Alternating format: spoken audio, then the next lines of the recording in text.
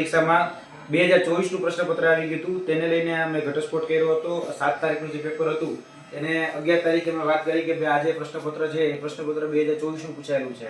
એને લઈને આજે અમે રજૂઆત કરવામાં આવેલા હતા HNGU ખાતે. વીસીને મળ્યા છીએ, પોરિયા સાહેબને આખી ઘટનાક્રમ પૂછ્યો છે અને વાત કરી છે કે ભાઈ અત્યારે તમારી પર એક્શન શું લીધા. તો અમારી જોડે ફક્ત કમિટી તપાસના નામે ઢીંડક નાટક એ કરાઈ રહ્યા છે. અહીંયા અત્યાર સુધીમાં હજી કોઈ પ્રકારના એવા હાર્ડ એક્શન લેવામાં નથી આવ્યા. ક્યાંક ને ક્યાંક અમને એવું લાગ્યું છે કે કોઈને બચાવવાનો પ્રયાસ થતો હોય, કોઈ કોલેજને છાવરવાનો પ્રયાસ થતો હોય, અથવા તો કહી શકાય કે કોઈ એજન્સી જે છે રાજકોટની એ એજન્સીને છાવરવાનો પ્રયાસ થતો હોય એવું અમને સ્પષ્ટપણે લાગી રહ્યું છે.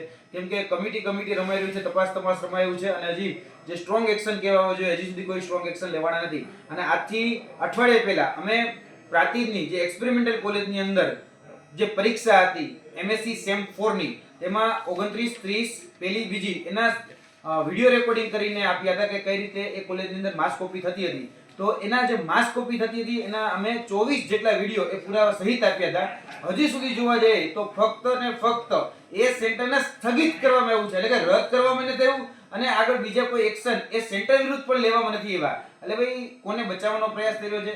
ત્યાં જોવા જઈએ તો એ કોલેજના જે પ્રિન્સિપાલ હતા એ ખુદ ક્લાસરૂમની ઉપર રહી અને ક્યાંક ને ક્યાંક માસ ચીટિંગને પ્રોત્સાહન આપતા હોય અને જે બધા વિદ્યાર્થીઓ પાસે મટીરીયલ પણ હતું, બધા વિદ્યાર્થીઓ પાસે ફોન પણ હતા અને WhatsApp ની અંદર પરીક્ષાના સમય પહેલા જ આ પેપર જે છે એ ઓલરેડી વાયરલ કરી દેવામાં આવ્યું હતું. તો હવે શા માટે આટલા બધા સાયન્ટિફિક પ્રૂફ હોવા છતાંય કેમ એક્શન લેવામાં નથી આવતા એ અમને સમજાતું નથી. આજે જ્યારે એનો જવાબ પૂછવામાં આવ્યો તો ત્યારે પણ એવું જ કહેવામાં આવ્યું કે અમે તપાસ કમિટીની રચના કરી છે, અમે આની ઉપર હજી ઓબ્ઝર્વર છે એને મૂક્યા છે અને હજી અમારી જે ટીમ છે એનો જવાબ લઈ રહી છે. એટલે ક્યાં સુધી જવાબ લેવાનો? તમારી પાસે તમામ પ્રકારના ઓથેન્ટિકેટેડ પ્રૂફ છે, સાયન્ટિફિક પ્રૂફ છે, તમારે સીધા એક્શન લેવાના હોય તો એક્શન લઈ નથી રહ્યા અને ક્યાંક ને ક્યાંક કમિટીના નામે ઢીંડક કરવામાં આવે છે, નાટક કરવામાં આવે છે. એટલે આજે પણ એવું જવાબ મળ્યો છે કે ભાઈ અમે 2-4 દિવસની અંદર એક્શન લઈશું અને એ જે સેન્ટર છે એને રદ કરવામાં આવશે. હવે જોઈએ છે કે 2-4 દિવસનું જે આશ્વાસન આપ્યું છે એ ખરેખર એ ઠાલા વચનો નીકળે છે કે ખરેખર એ જે એને કહ્યું છે એ વચનને પાળવામાં આવે છે એ જોવાનું રહ્યું. બાકી આગળના દિવસોમાં જો આની પર એક્શન લેવામાં નહીં આવે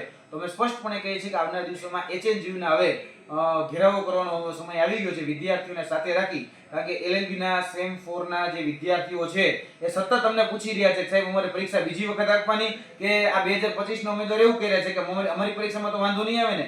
સાહેબ પાસે એનોય જવાબ નથી. સાહેબ એવું કહી રહ્યા છે કે અમારી કમિટી ડિસાઈડ કરશે. હવે સાહેબની કમિટી ડિસાઈડ ક્યારે કરશે એ હજી સમજાતું જ નથી. કારણ કે અંધેરી નગરી ગંડુ રાજા જેવું શાસન ચાલે છે. તો અહીંયા કુંભકર્ણ નિંદ્રામાં બધી તપાસ કમિટીઓ છે ને એ ક્યાંક ને ક્યાંક તપાસ કરી રહી છે. એટલે તાત્કાલિક ધોરણે આનું જો નિરાકરણ નહીં આવે તો LLB સેમ 4 ના વિદ્યાર્થી હોય કે પછી એક્સપેરિમેન્ટલ કોલેજના વિદ્યાર્થી હોય એ તમામને સાથે રાખી અને આ હવે ઘેરાવોનો કાર્યક્રમ આપવામાં આવશે.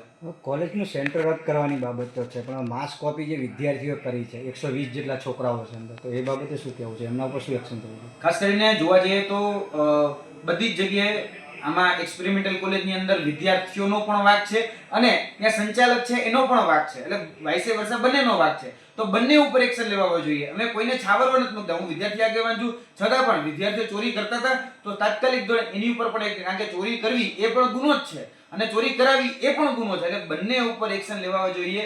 કારણ કે સૌથી મોટો જવાબદાર જો કોઈ હોય તો ત્યાંના સંચાલક છે, કારણ કે એ ચોરી કરાવતા હતા અને જે મટીરીયલ આપવામાં આવતું હતું એ યુનિવર્સિટીના જે મટીરીયલ હોય HNGUનું જે મટીરીયલ એ આપવામાં આવતું હતું. બીજું કે એની અંદર જે ગ્રુપ હતા એના ગ્રુપ એડમિન ખુદ સંચાલક પોતે હતા અને ખુદ સંચાલક જે છે એ બધા જ પ્રશ્નોના જવાબ કયા પાને કયો પ્રશ્નનો જવાબ આપેલો છે એ પણ એમાં ક્યાંક કહી શકાય કે જે WhatsApp ગ્રુપ છે એની અંદર એ કહેતા હતા. તો આમાં સૌથી મોટો જવાબદાર જે વ્યક્તિ છે એ સંચાલક છે, એની પર સ્ટ્રોંગ એક્શન લેવા જોઈએ. વિદ્યાર્થીઓનું વર્ષ ન બગડે. વિદ્યાર્થીઓ જે છે એને તાત્કાલિક ધોરણે બીજી વખત પરીક્ષા લેવડાવવી જોઈએ અને હું એવું માનું છું કે આનું નિરાકરણમાં બંને જ લોકો જવાબદાર છે. બંનેની ઉપર ક્યાંક ને ક્યાંક સજાત્મક અને દંડાત્મક કાર્યવાહી થવી જોઈએ એવું સ્પષ્ટપણે માનવું છે.